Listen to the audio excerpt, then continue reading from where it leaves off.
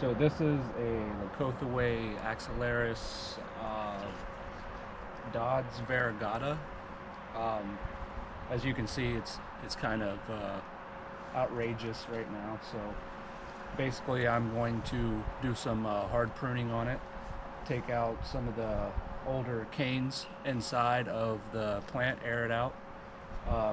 Typically, you can take these straight down to the ground, but of course, you're not going to get the beautiful foliage. So basically, I'm just going to thin it out and make it into a pretty bush instead of a giant mop.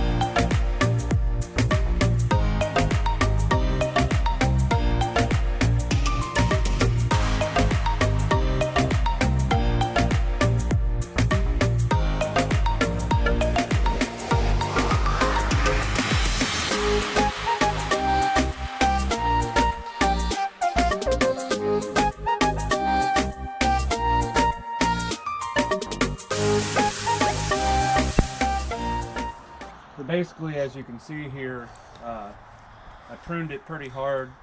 Got a majority of the old canes out of there, cleared up the inside, did some thinning and heading cuts on the outside to tighten the circumference of it.